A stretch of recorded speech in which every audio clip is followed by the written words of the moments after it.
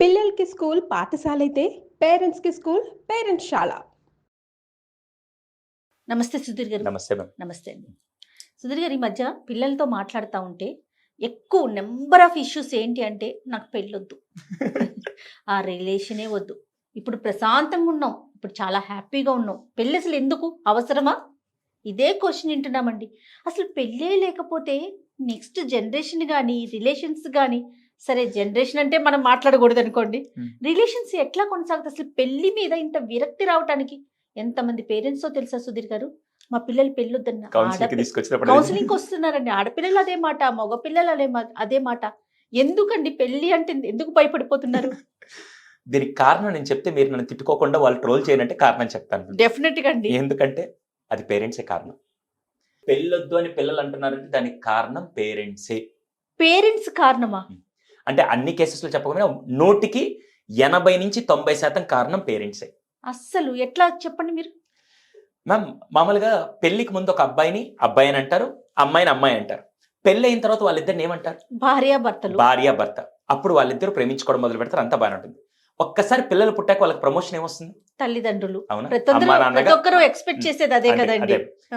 ఎంతమంది పెళ్ళయ్యాక భార్యాభర్తల నుంచి అమ్మా నాన్నకు ప్రమోషన్ వచ్చాక ఎంతమంది పిల్లల ముందు అమ్మా నాన్నగా బ్రతుకుతున్నారా, భార్యాభర్తలుగా వాళ్ళకి ఎగ్జాంపుల్ ఇస్తున్నారా? మళ్ళీ చెప్తాను, చాలా చిక్కుముడి వేశారు ఒక్కసారి.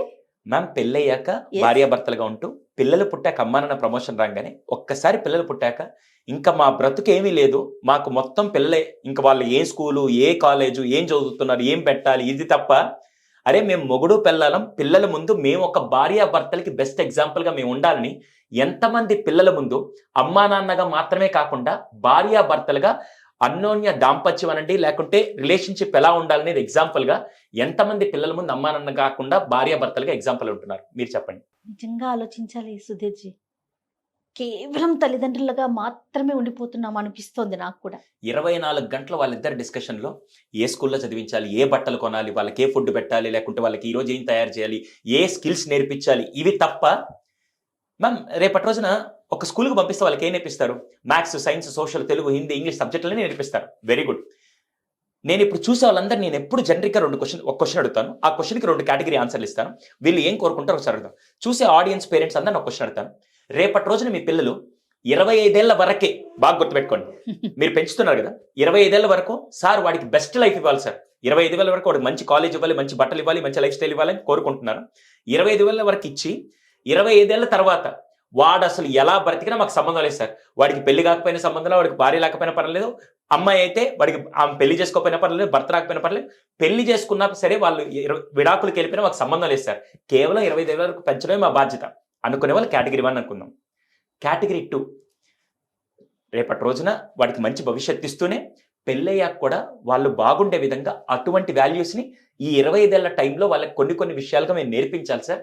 వాళ్ళు 100 ఏళ్ళు ఆనందంగా కుటుంబంతో బాగుంటూ వాళ్ళ లైఫ్ స్టైల్ బతికే విధంగా అటువంటి ఫౌండేషన్ చిన్నప్పుడే నుంచి ఇస్తూ మేము వాళ్ళని బెస్ట్గా ఆనందంగా చూసుకోవాలని కోరుకుంటున్నాం సార్ అనేవాళ్ళు కేటగిరీ 2. ఎవరు ఏది కోరుకుంటారు? కేవలం 25 ఏళ్ళు బతికితే చాలా, 100 ఏళ్ళు వాళ్ళు ఆనందంగా ఉండాలని కోరుకుంటారు. 100 ఏళ్ళు ఎక్స్పెక్ట్ చేస్తారు కదా. కానీ ఇప్పుడు అందరు పేరెంట్స్ చేసేది 25 ఏళ్ళు మాత్రం వాడికి లైఫ్ ఇస్తున్నారు తప్ప మిగతా 75 సంవత్సరాలు వాడు ఎట్ట పోయినా మనకు పర్లేదనే లైఫ్ స్టైల్ మనం ఇస్తున్నాం, మీరు ఒప్పుకున్నా ఒప్పుకోకపోయినా. ఎందుకు అనే దానికి నేను ఎగ్జాంపుల్ ఇస్తాను. మ్యామ్, స్కూల్కి వెళ్తే సబ్జెక్టులు నేర్పిస్తారు, కానీ పెళ్ళయిన తర్వాత ఒక వైఫ్ని ఎలా చూసుకోవాలని ఇక్కడ కొడుకు చూస్తూ ఉంటాడు. ఫర్ ఎగ్జాంపుల్, నేనే ఉన్నాను అనుకోండి, మా అమ్మా నాన్న ఎలా ఉన్నారు, మా అమ్మా నాన్న ఇంట్లో గొడవలు పడుతూ ఉంటే, ఓహో పెళ్ళైతే ఇలా ఉంటుందా, భర్త అజమాయిషిగా ఉండాలా, భర్త కంట్రోల్ తీసుకోవాలా, భార్యని అనగ దొక్కి ఏమనుకోకండి, ఇదే అంతకుముందంతా ఉంది. మా కౌన్సిలింగ్లో వచ్చిన ఎగ్జాంపుల్స్ కూడా మీకు చెప్తాను. భార్యని కంట్రోల్లో పెట్టుకోవాలి, ఇదే డైలాగులు కదా. ఇంతకుముందు పాత సినిమాలో పెళ్ళి అయిపోగానే భార్యని కంట్రోల్లో పెట్టుకో, అవేనా రిమోట్ కంట్రోల్లో పెట్టుకుందంటే, లేకుంటే వస్తువా? ఇదే డైలాగ్లో మనం పెరిగాం, అవునా? ఇప్పుడు నేను ఇంట్లో అదే చూసి, నేను ఇంట్లో ఏం చూసానంటే మా నాన్న మా అమ్మని కంట్రోల్ చేస్తుండే, ఓకే రేపటి రోజున వైఫ్ రాగానే ఆమెను కంట్రోల్ తీసుకుంటే అయిపోయింది. ఆమె ఎందుకు కంట్రోల్లో ఉండాలండి? ఇప్పుడు జనరేషన్ లేరు కదా. సో ఇక్కడ నేనేం అబ్జర్వ్ చేస్తానంటే, మా అమ్మ నన్ను ఎలా ఉంటున్నారు, ఇదే పుస్తకాలు నేర్పిరు, ఇది పోనీ డైరెక్ట్గా చెప్పం, మనం మా అమ్మ నాన్న ఎలా ఉన్నారో చూసుకొని నేను అదే ఎగ్జాంపుల్ ఇక్కడ రెప్లికా చేస్తాను, అంతే. అవునా? అంతే. అలా కాకుండా వాళ్ళిద్దరు ఇంతకు ముందు రోజుల్లో ఫర్ ఎగ్జాంపుల్ ఇప్పుడే అనుకుందాం, గొడవ పడితే భార్యాభర్తలకు ఖచ్చితంగా గొడవలు వస్తాయి. 200% గొడవలు లేకుండా అసలు మా సంసారం ఇది అంటే 1000 మందిలో 1,00,000 మందిలో ఏదో ఒక కుటుంబం ఉంటుంది. మిగతా వాళ్ళందరూ ఖచ్చితంగా మనస్పర్ధలు ఉంటాయి. ఎందుకంటే 2 విభిన్న రకాల పర్సనాలిటీస్, 2 విభిన్న రకాల కుటుంబ వ్యవస్థల నుంచి వచ్చి పెళ్లి చేసుకొని ఒక కుటుంబం ప్రయాణం మొదలు పెట్టినప్పుడు ఖచ్చితంగా మనస్పర్ధలు ఉంటాయి. ఆ గొడవలు వచ్చినప్పుడు ఈ జనరేషన్ ఏంటి, చిన్న మనస్పర్ధలు రాగానే భర్త ఒక రూమ్ లోకి వెళ్ళిపోతారు, భార్య ఒక రూమ్ లోకి వెళ్ళిపోతారు, పిల్లలు ఏం చేస్తారు, ఏమో ఈడేమో ఏడుస్తూ అక్కడికి, నాన్నేమో ఇటు వెళ్ళాడు, అమ్మేమో ఇటు వెళ్ళింది, ఇప్పుడు ఏం చేయాలని చెప్పి వీళ్ళిద్దరు ఈగోల వల్ల 2-3 రోజులు మాట్లాడుకుని మళ్ళీ 4-5 రోజుల తర్వాత ఎప్పుడో ఆమె తీసుకోండి ఈయన తీసుకోండి అని చెప్పి మాటలు కూడా లేని కుటుంబాలు మీరు చూస్తూ ఉంటారు. అవునండి. అప్పుడు వాడికి ఏం అర్థం అవుతుంది, ఓహో గొడవ జరిగినప్పుడు 10 రోజులు మాట్లాడకూడదు, ఓకే వీటి రేపు అదే ఎగ్జాంపుల్ ఫిక్స్ అయిపోతుందా? ఖచ్చితంగా మ్యామ్ 200%. అదే కనుక నేను ఇంకో ఎగ్జాంపుల్ చెప్తాను. మనస్పర్ధలు వస్తాయి, చిన్న ఆర్గ్యుమెంట్ జరుగుతుంది, పిల్లల ముందు ఆర్గ్యుమెంట్ చేసుకోవద్దని మేము చెప్పట్లేదు, కొన్నిసార్లు ఆర్గ్యుమెంట్ జరగనివ్వండి, జరిగిన తర్వాత సాయంత్రానికి కూర్చొని సారీ ఇందాక నేను పొరపాటున అన్నాను ఏమనుకోబాకంటే ఆవిడ కూడా సర్దుకొని ఓకేలే ఇదేదో జరిగింది కానీ అని చెప్పి మళ్ళీ ఇద్దరు మాట్లాడుకుంటూ ఉంటే వాడికి ఏం ఎగ్జాంపుల్ వస్తుంది తెలుసా, ఓకే చిన్న చిన్న మిస్అండర్స్టాండింగ్స్ వస్తాయి, సాయంత్రానికల్లా కూర్చొని డిస్కస్ చేసుకొని రాత్రికి మళ్ళీ సార్ట్ అవుట్ చేసుకోవాలి అనే ఎగ్జాంపుల్ ఏ సిలబస్ లో నేర్పారు, అమ్మా నాన్న ఇంట్లో నేర్పియాలి, జీవితమే నేర్పిస్తుంది. అంతే కదండి. అంతే. సో ఫస్ట్ ఇది మిస్ అవుతున్నాం. భార్యని ఎలా చూసుకోవాలో భర్త చూసుకుంటూ ఉంటే అది ఆటోమేటిక్గా కొడుకు కూతురు నేర్చుకుంటారు. ఎంతసేపటికి వీళ్ళకి ఇంటికి రాగానే భర్త వచ్చి నీకు ఇది కూడా చేయడం తెలియదా, నీకు ఆ మాత్రం పిల్లల్ని చూసుకోవడం తెలియదా, ఇదే నువ్వు చేసే పని, నేను వెళ్ళి పని చేసుకొని వస్తాను అని చెప్పి ఎప్పుడైతే అజమాయిషిగా చేస్తూ ఉంటాం వాడు చూసి ఓకే రేపటి రోజున నేను బయట వెళ్ళి చూసుకోవాలి, ఇంట్లో వైఫ్ అంతా చూసుకోవాలి అని చెప్పి అదే ఎగ్జాంపుల్ వస్తుంది. అలా కాకుండా ఈరోజు నేను ఆఫీస్కి వెళ్ళాక పిల్లలు ఏమైనా ఇబ్బంది పెట్టారు, ఏదైనా ఉంటే చెప్పు నేను మాట్లాడతాను, పిల్లల్ని కూర్చొని నువ్వేమి ఇబ్బంది పడబాకు, నీకెన్ని టెన్షన్స్ నాకు అర్థం అవుతుందని భర్త కనుక కూర్చొని భార్యతో మాట్లాడుతూ ఉంటే ఇంటికి వచ్చా కూడా ఇలా సపోర్టింగ్ ఇవ్వాలని చెప్పి ఈ అండర్స్టాండింగ్ కనుక చేయించకపోతే పిల్లల ముందు ఇది ఎగ్జాంపుల్ ఉండకపోతే వాడికి ఎక్కడి నుంచి నేర్చుకుంటాడు? అంటే భార్యాభర్తలుగా ఉండటం అంటే అండర్స్టాండ్ చేసుకోవటం అంతే తప్ప వాళ్ళ ముందు విచ్చలవిడిగా ప్రవర్తించడం. అదే ఇక్కడ చాలా మంది చూసే వాళ్ళందరూ ఏంటంటే భార్యాభర్తలు అంటే ఏదో రొమాన్స్ చేసుకోవడం తప్ప ఇంకా వేరే ఆస్పెక్టే లేదా.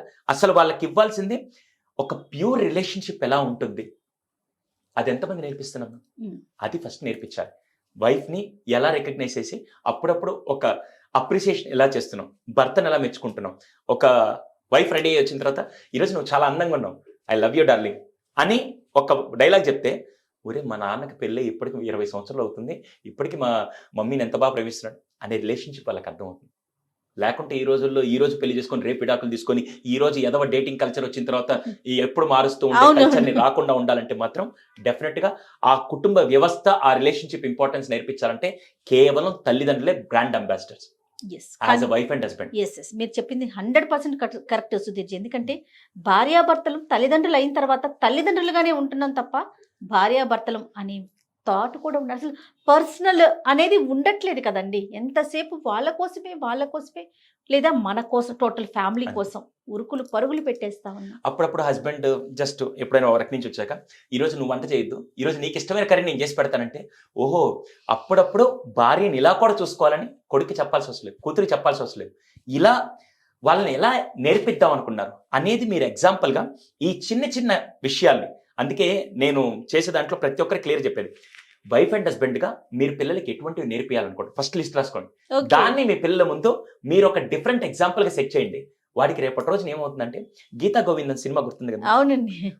ఆ సినిమాలో ఆ క్యారెక్టర్ విజయ్ దేవరకొండ ఆ క్యారెక్టర్ ఎంత బ్యూటిఫుల్ గా అంటే మ్యారేజ్ అయ్యాక ఇలా ఉండాలి అనే చిన్నప్పటి నుంచి రిలేషన్షిప్ కి ఎంత ఇంపార్టెన్స్ ఇవ్వాలనేది వాళ్ళకి తెలుస్తూ ఉంటే ఎంత బాగుంటుంది మ్యామ్, అద్భుతంగా ఉంటుంది. అది ఈ రోజుల్లో ఫెయిల్ అవుతున్నాం మ్యామ్. అందుకే చాలా మంది మా దగ్గర కౌన్సిలింగ్ తీసుకొని వచ్చి మా వాడికి 32 సంవత్సరాలు సార్, మా అమ్మాయికి 30 ఏళ్ళు వస్తుంది, అసలు పెళ్లి చేసుకోనంటే సగం మంది కారణాలు చెప్పేది అవి చూసి ఆ బాధ పడలేము సార్ అంటే. ఒక తల్లిదండ్రులనే కాదండి, అక్క పెళ్ళేనో లేదా పిన్ని మా పిన్ని పెళ్లి చేసుకుంది, మా బాబాయ్ ఇట్లా ఉంటున్నారు, నాకు పెళ్ళే వద్దు, మా మేనత్త చేసుకుంది వాళ్ళు అట్లా ఉంటున్నారు.